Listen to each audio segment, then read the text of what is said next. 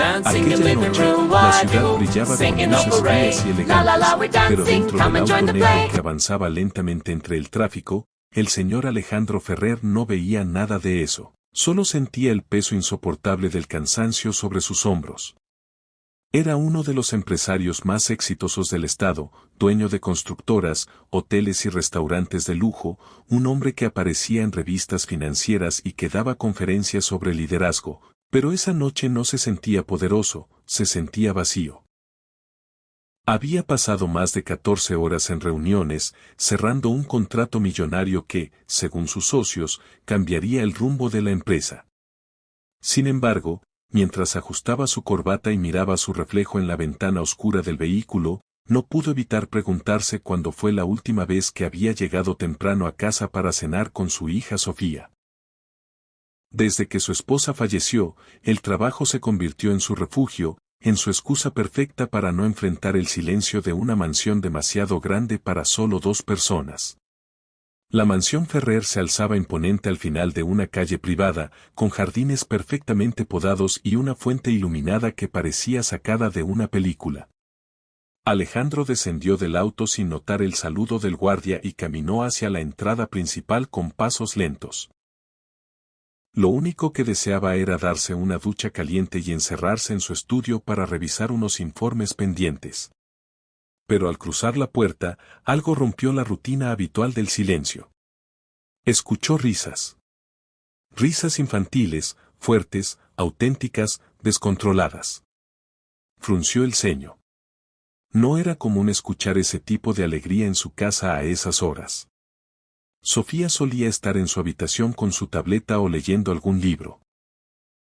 Dejó el maletín sobre la mesa del recibidor y avanzó siguiendo el sonido hasta la sala principal. Y entonces lo vio. Sofía, su hija de 8 años, estaba sentada en el suelo de mármol, con el vestido arrugado y el cabello despeinado, riendo sin parar mientras jugaba con un niño que Alejandro nunca había visto antes.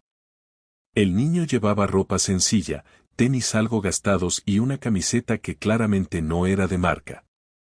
Frente a ellos había piezas de construcción esparcidas por todo el piso. Estaban construyendo un castillo improvisado con una concentración y complicidad que parecía inquebrantable. Durante unos segundos, Alejandro no entendió lo que estaba pasando. Luego reconoció al niño, era Daniel, el hijo de Marta, la empleada doméstica que trabajaba en la casa desde hacía 3 años. Su expresión cambió. Su mirada se endureció. No porque el niño estuviera haciendo algo malo, sino porque en su mente rígida y estructurada existían límites invisibles que nunca debían cruzarse. Sofía, dijo con voz firme. La niña levantó la vista, sus ojos brillaban de emoción. Papá. Mira, estamos construyendo el castillo más grande del mundo. Daniel dice que podemos hacer una torre más alta que la mesa. Alejandro apenas miró la construcción. Su atención estaba centrada en el hecho de que su hija, la heredera de todo lo que había construido, estaba sentada en el suelo, jugando como si no existieran diferencias sociales.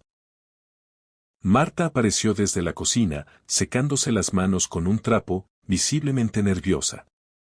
Señor, perdón, no sabía que iba a llegar tan temprano. Mi hermana tuvo un problema y tuve que traer a Daniel conmigo. Sofía insistió en que se quedara a jugar un rato. Si quiere, ahora mismo, Alejandro levantó la mano, interrumpiéndola. Observó a los 2 niños otra vez. Sofía no veía marcas, ni dinero, ni estatus. Solo veía a un amigo. Daniel, por su parte, sonreía con timidez, pero sin miedo. Era una sonrisa honesta. Algo dentro de Alejandro se movió, pero su orgullo fue más fuerte. Sofía, es hora de subir a tu habitación, dijo con tono seco. La sonrisa de la niña se apagó un poco. Pero papá, apenas estamos empezando, he dicho que subas. El silencio cayó como un balde de agua fría. Daniel bajó la mirada. Marta tomó suavemente la mano de su hijo. Sofía obedeció, pero antes de irse miró a su padre con una expresión que él no supo descifrar en ese momento. No era rabia. Era decepción. Cuando los pasos de la niña desaparecieron por la escalera, Alejandro sintió algo incómodo en el pecho. Marta se disculpó de nuevo y llevó a Daniel a la pequeña habitación de servicio. La sala quedó en silencio, pero las piezas del castillo seguían esparcidas por el suelo, como testigos mudos de lo que acababa de ocurrir. Alejandro se agachó y tomó una de las piezas entre sus dedos. Recordó, de pronto, su propia infancia en un barrio humilde, cuando él también jugaba en el suelo con bloques de plástico soñando con construir edificios reales algún día. Nadie lo llamaba señor Ferrer en ese entonces. Nadie lo veía como millonario. Solo era Alejandro, el hijo de un mecánico. Cerró los ojos por un instante. ¿En qué momento comenzó a medir el valor de las personas por lo que tenían? ¿En qué momento decidió que su hija no debía mezclarse con quienes le recordaban su pasado? Subió lentamente las escaleras y se detuvo frente a la puerta de Sofía. Antes de tocar, escuchó un sollozo suave. Ese sonido lo atravesó más fuerte que cualquier pérdida financiera. Abrió la puerta con cuidado.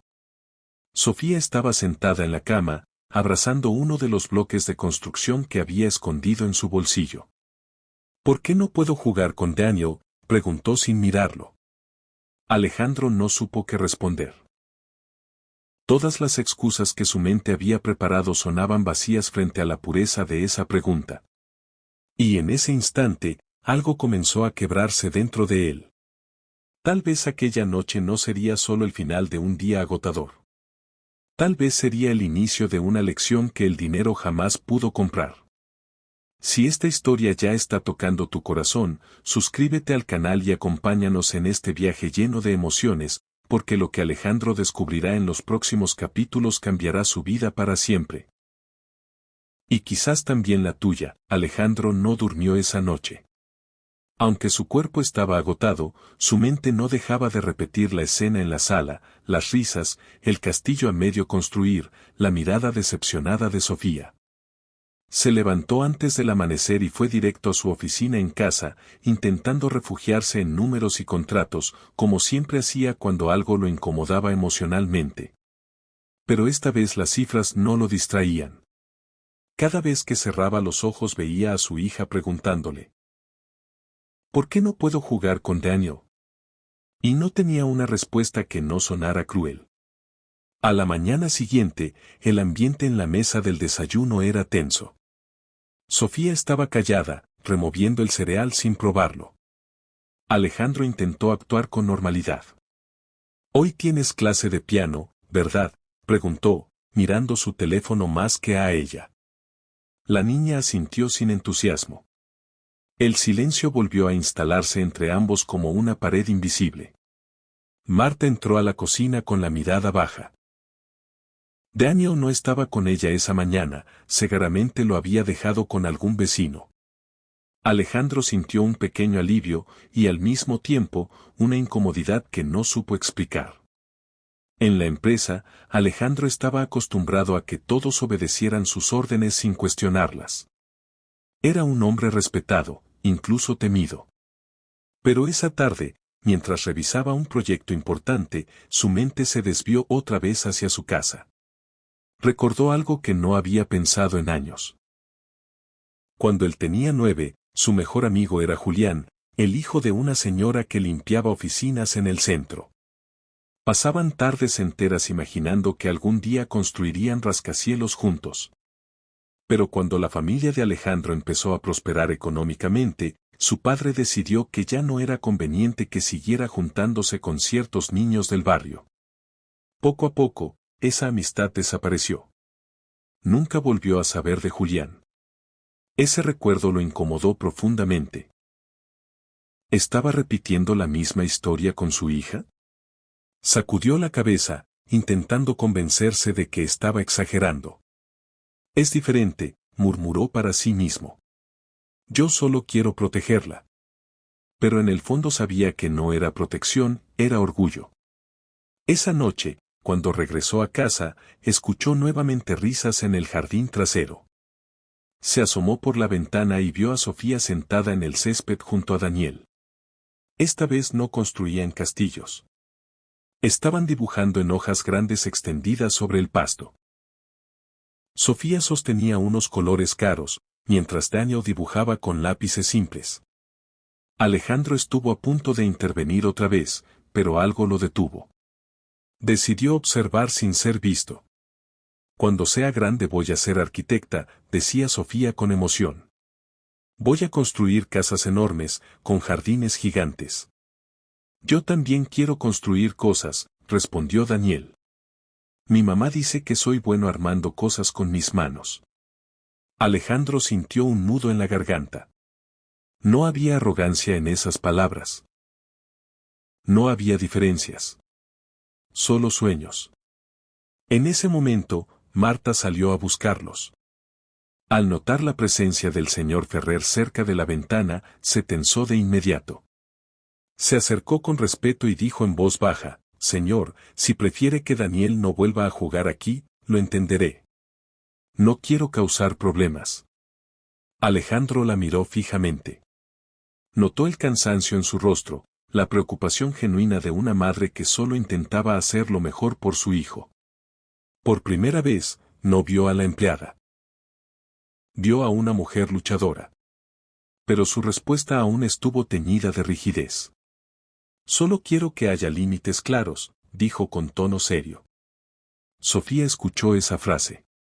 Se levantó del césped y caminó hacia su padre con una valentía que él no esperaba.